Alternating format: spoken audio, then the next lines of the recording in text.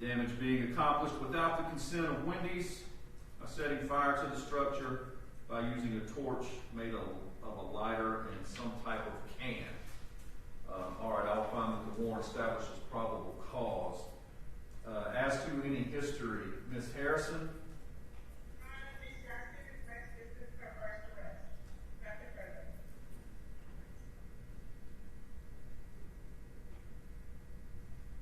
All right, thank you.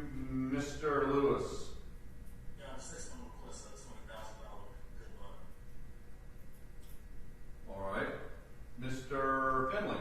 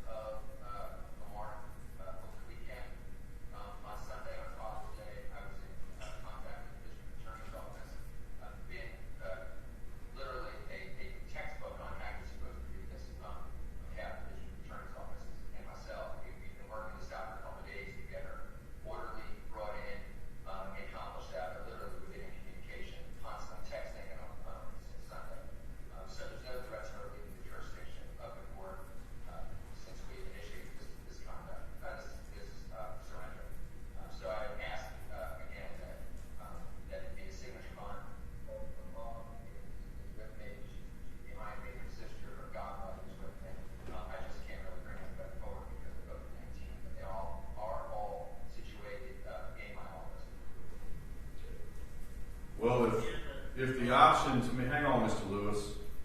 If what you're saying is it's signature bond or nothing, that doesn't give me much room to work, Mr. Finley.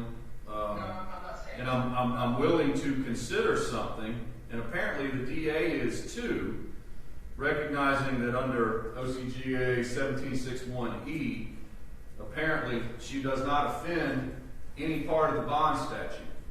So I would find that a setting of bond is appropriate. In other words, I'm not going to deny bond, okay? Right. So then I asked that it be reduced as much as this court would be willing to reduce it, given that I'm holding in good faith that I've explored their finances and they are really limited. They do have folks, I mean, my phone is blowing up from people that like to assist them. I don't know who these people are. So I'm just asking that it be reduced. You're obviously going to be relying on third parties. All right. Mr. Lewis, you wanted to add, sir? I think I see where you're going, Tom. Because we would like to add traditional state and try to get that correct.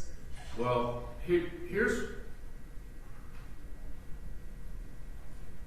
here's kind of the way I see it. House arrest with an ankle monitor is approximately $30 a day, give or take, something like that, Mr. Finley? Don't. Okay.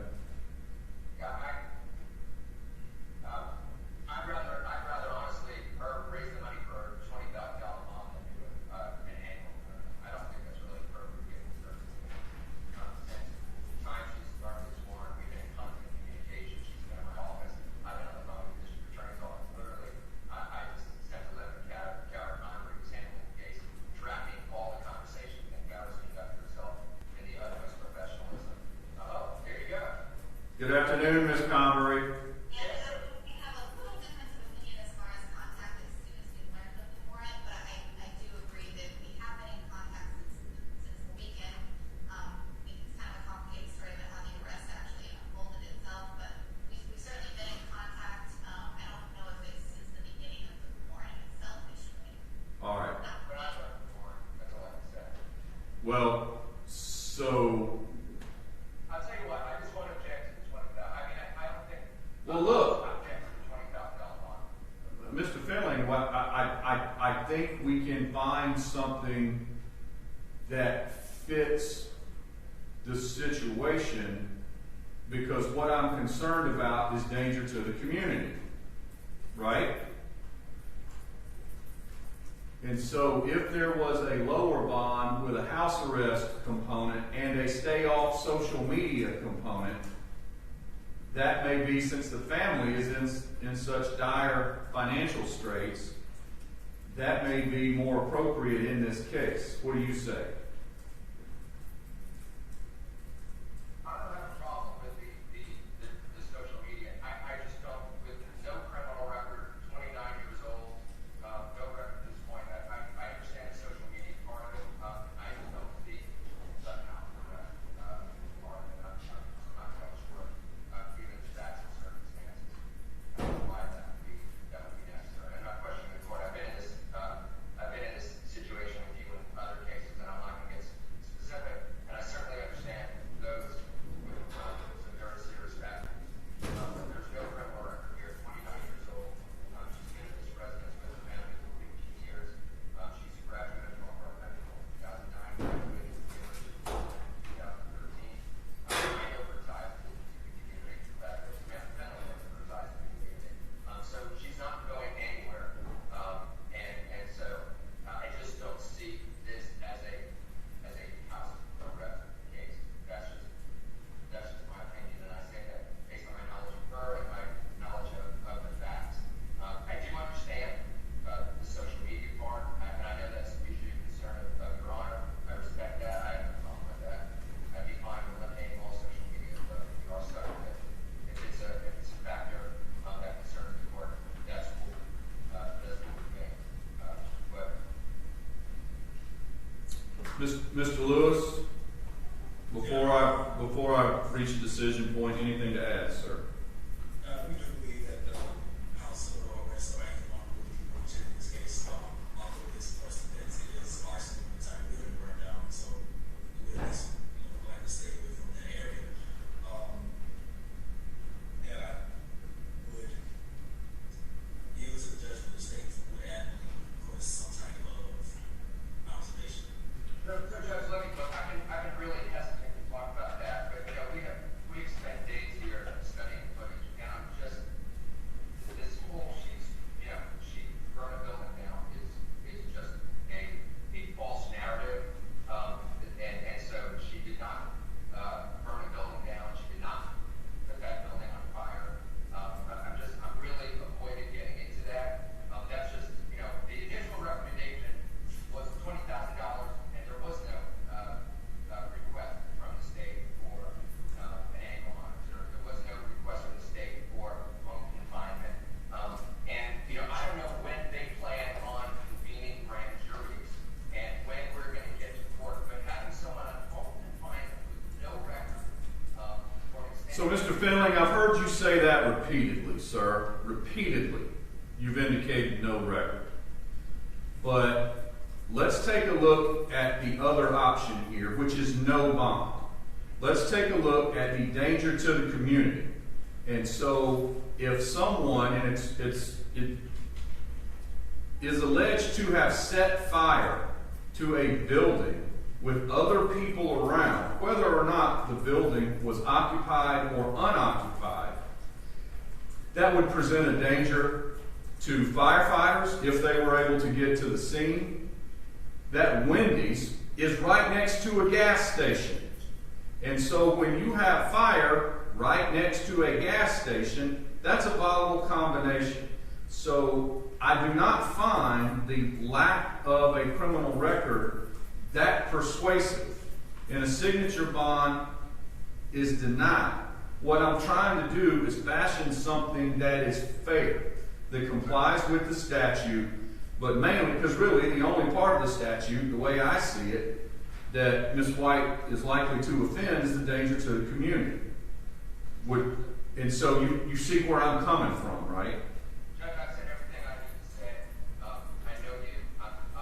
Anything I say, I've asked one in diminishing return. So you've heard what I have to say.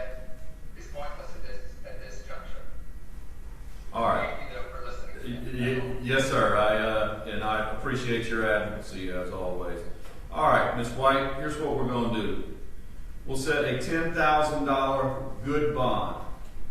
Conditions will be that you can be released from the custody of the Fulton County Sheriff as soon as you have an ankle monitor set up at your address, which I understand, I'm not going to put it on the record, but is the address the court has on file, Mr. Finley, the correct address for Ms. White? 5260 Main Street Circle, Peachtree Corners. Okay, fair enough. Then, Ms. White, you will be on house arrest with an ankle monitor at that address until such time as myself or another judge lifts that order. Additional conditions will be no social media, no Facebook, TikTok, Instagram, Snapchat, MySpace. Does anybody still use MySpace? Is that still a thing? Not really? Okay, all right. Look, so no, I'm good. And so the idea is to stay off social media. You can have phone contact with Mr. Finley. Mr. Finley can come see you at any time he needs to. I know that he's familiar with the neighborhood, and quite frankly, so am I. And so those will be the conditions. Mr. Lewis, was there anything else the DA wanted that you wanted me to consider? No, Your Honor. Okay. All right. Your Honor, just so I can explain Ms. White, she can hear because I don't have the benefit of being with her. I think what you're inferring, as I have previous cases with you, at an appropriate time, if she's conducting herself accordingly, you or one of your colleagues would entertain a motion to modify regarding the ankle monitor. Is that a correct interpretation? Yes, sir. All right. Anything else, Mr. Lewis or Mr. Finley? Nothing further, Your Honor. Yeah, Your Honor. All right. That will be the order. Thank you, gentlemen.